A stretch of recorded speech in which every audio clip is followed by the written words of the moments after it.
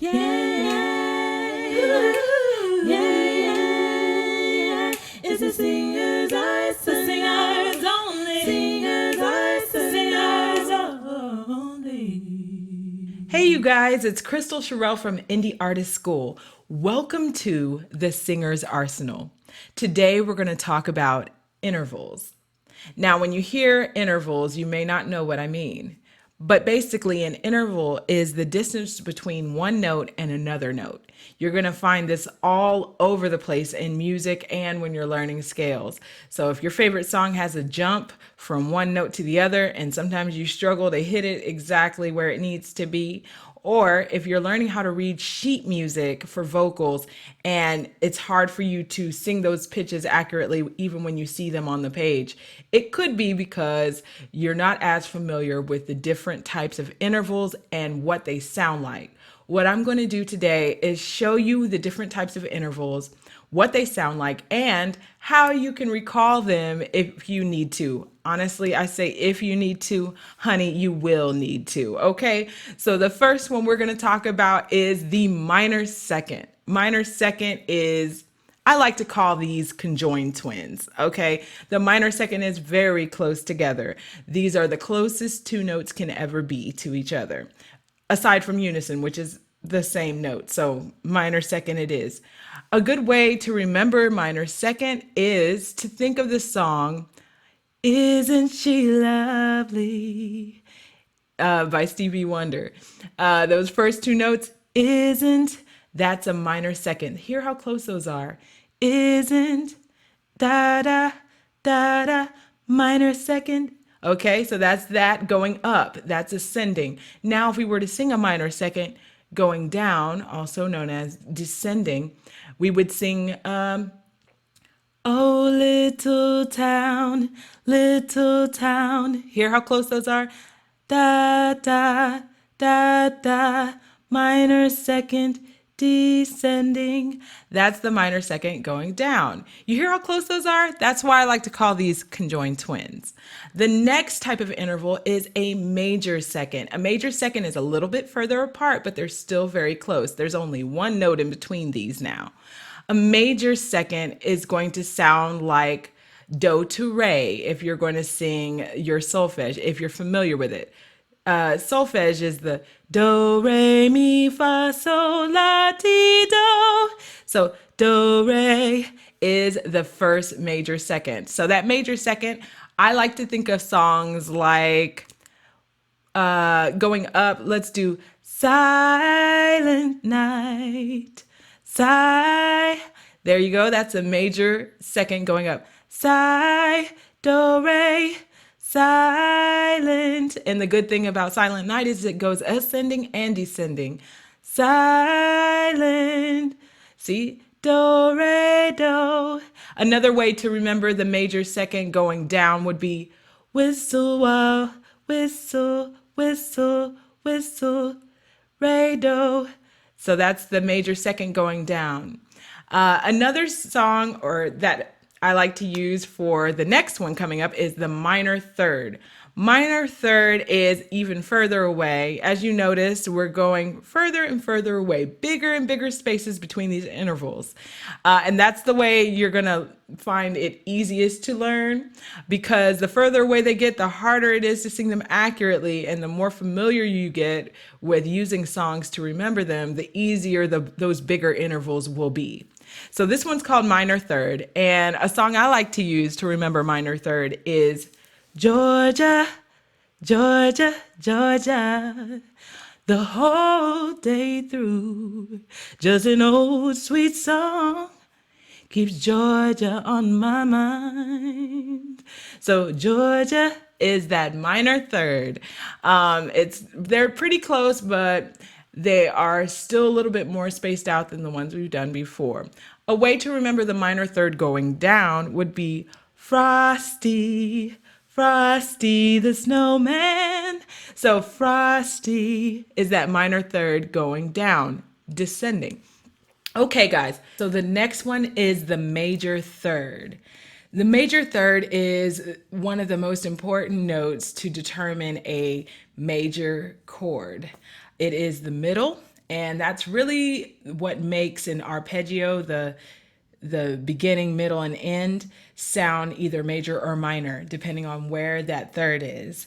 So the major third, a good example I like to use is, oh, when the saints go marching in. So that's the major third. Oh, when the major third going down would be swing low. Up next, you would think would be a minor fourth. If you've looked at everything we've been doing so far, we started with a minor and then we opened up with a major. But guess what? We are not going to say minor fourth. We're actually going to talk about a perfect fourth because it's neither minor nor major. The perfect fourth is pretty fun because you'll find it all over the place. Here's an example of a perfect fourth. Here comes the bride. So that's a perfect fourth. Another one, amazing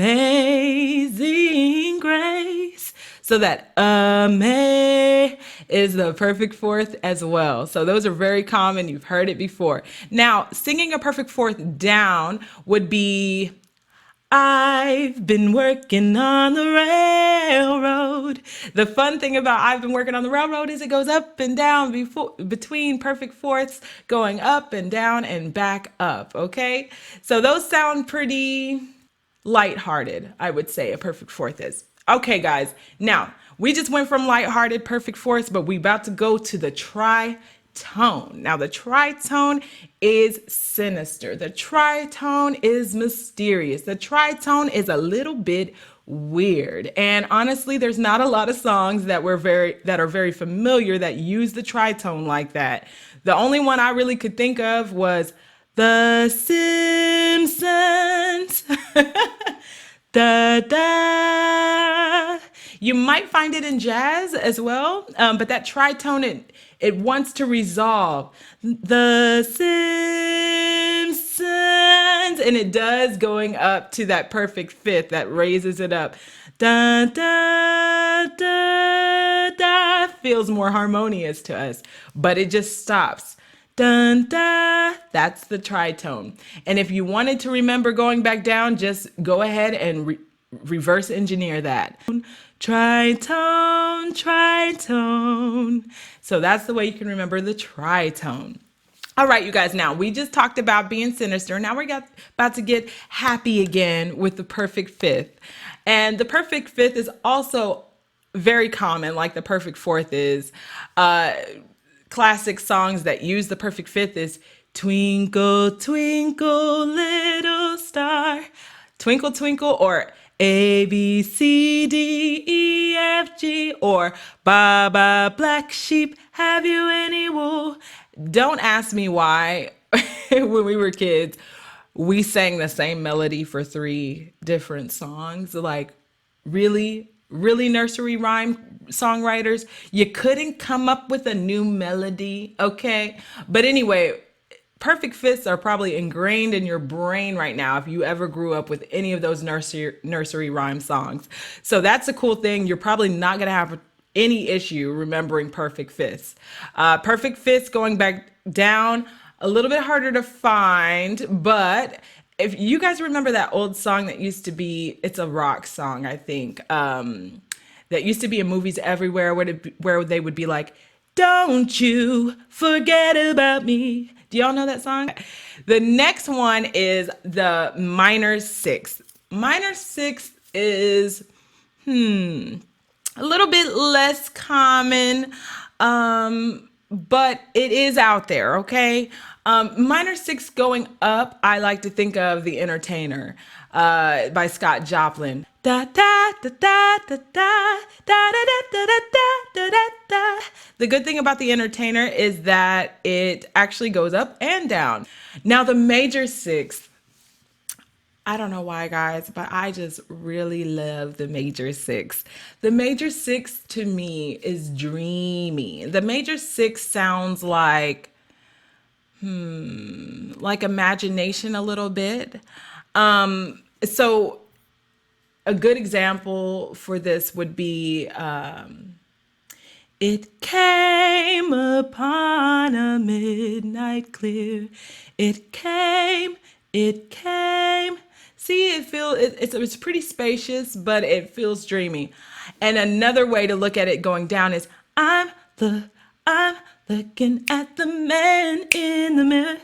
Yeah, so you think about that song, Man in the Mirror, it is actually about imagining a future, right? You're looking at yourself, you're doing the hard work, you're going within. It's a little imaginative to think about, to visualize yourself in the mirror and think about, what you're going to do moving forward and how you're going to resolve yourself. It's a good example here for you to think about how you can use intervals that you hear when you're writing songs as well, or as you listen to songs, to understand why certain lyrics really touch you emotionally, is because they are also in harmony with the meaning of the interval itself. So you might find, even when we were talking about the tritone earlier, how it was a little mysterious, a little bit sinister, a little weird, a little out of the box. Well, when The Simpsons came out a long time ago, but anyway, when The Simpsons came out, it was pretty out of the box for the time. It was